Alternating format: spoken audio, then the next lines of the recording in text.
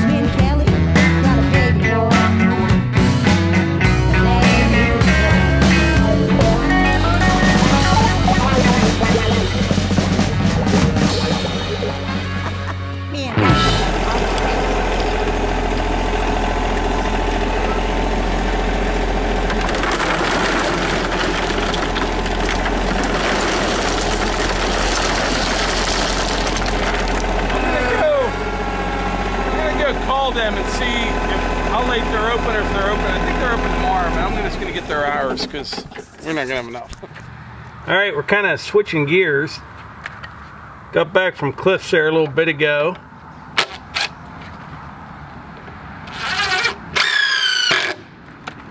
And this is the last wall for the mini cabin I'm working on right now.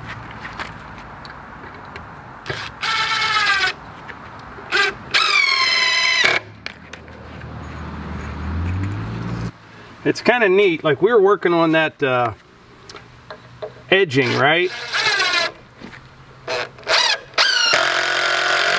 And last night when we were doing it, we were trying to use those plastic nails, and then if you didn't see that video, you might not know what I'm talking about. But we're using those plastic nails. And that just wasn't working out, so Cliff went and got some nice big spikes. And then you just kind of figure things out. It doesn't take long, you know what I mean? It's landscape edging, it's not that complicated. But when you start out and you've never done that type before, you know, it takes a little bit of time. But it's amazing, just like in an hour's time, how much faster things go. Just like framing these walls up, like this one here, I might be, I don't know, 35, 40 minutes into it so far. And, you know, I've framed stuff before and did some carpentry work, but I haven't done it for a while. So the first couple walls,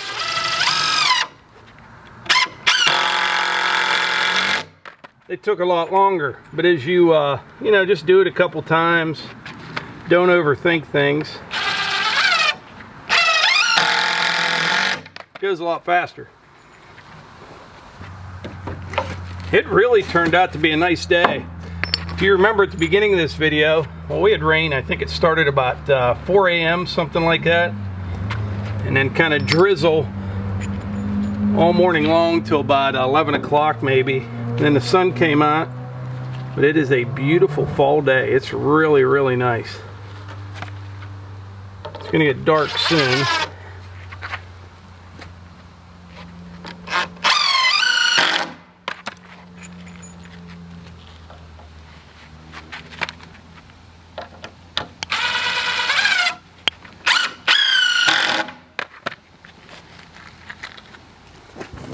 What I need to do is I need to take a couple days off work. I've got quite a bit of vacation time that I can use before the end of the year, but we're so busy at work right now trying to get things finished up for winter. And a lot of people ask what I do in my real job. I work in oil and gas industry, and what I do there is I hire contractors to build roads and well pads and all sorts of stuff. And we have one job right now. It's kind of a tough one. We're trying to get finished up. So I don't really want to take any time off until it's done.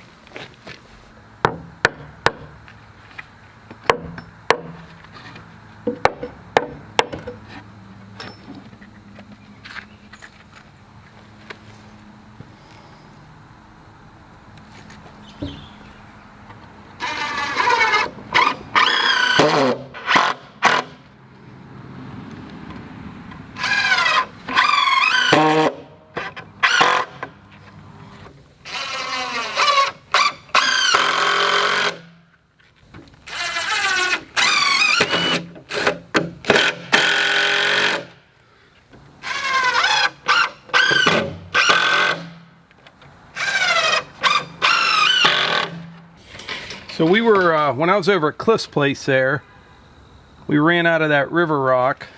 So we put some more of the landscape edging down. And then Cliff and his son-in-law, Joe, they were going to finish that up. So tomorrow morning, first thing, I'll go get probably another load of that at least one. We'll finish that up, and then Melissa and I will put up these last couple walls.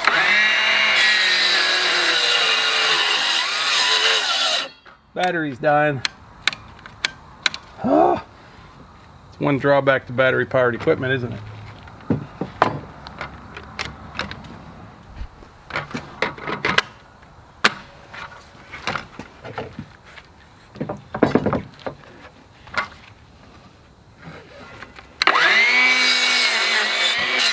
That's better.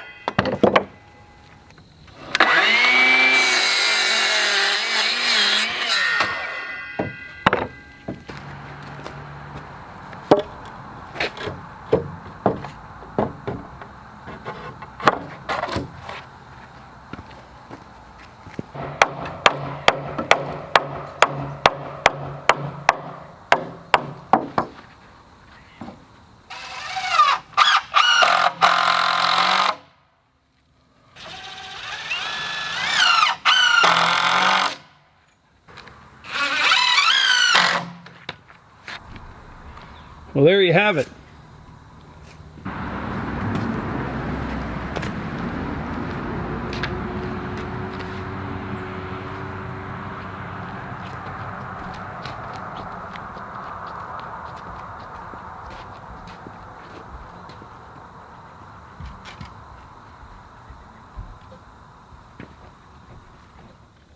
So in the last video that we published when we were working on the mini cabin, a lot of people were questioning how high these windows were. Some people said they're too high, some said they're too low, and I actually wasn't sure myself. But when you're standing out there in the mini cabin, you know, we have one of these walls up just like this, I think it's perfect, I do. And the reason is this: I don't want them too low to the ground, so if you're like sitting in a chair or something like that, animals can see in. I don't want them too high. And also what's nice about this is they're just low enough where, you know, if something's right next to the cabin, you can see it, whether you're hunting or taking pictures or whatever. And if you remember, that little cabin kind of sits out there in a knoll, so it drops off on both sides. I think the windows will be perfect. And also, we don't hunt with bows anymore, we hunt with crossbows. And really, this is primarily for rifle season, muzzleloader season, when it's real cold in the winter. And but mostly it's just going to be a hangout spot, really. Archery season has already started here. I'll probably get out maybe next week. I won't be hunting out of the cabin, obviously, but it's kind of weird. The older I get, all I really care about is kind of getting out in the woods, if you know what I mean. I really don't even care if I get anything anymore, but this cabin will be really nice for like daughter Eva and Melissa when they're hunting. And my father-in-law, he is I don't know how old Ed is. He's probably 77, 78, something like that. And he gets cold pretty easy, pretty quick, but he likes getting out in the woods, so it'll work good for him as well, and friends or whatever. It'll just be a nice little spot out there, and we'll be getting it done here pretty soon. I know I keep saying that, but we are very, very busy. I mean, busy all the time, and the way I see it, everything in good time. I don't like rushing stuff. I like just kind of enjoying the whole process, if that makes any sense. But anyway, tomorrow we'll finish up putting that rock down at Cliff's place, and then Melissa and I will take this wall and the other one out to the mini cabin, get them up, and probably start on the roof. So that'll be good. But anyway, I think that's it for today's video. Like I always say, if you enjoy these videos, please hit the like button, click subscribe, and share them with your friends. Thanks.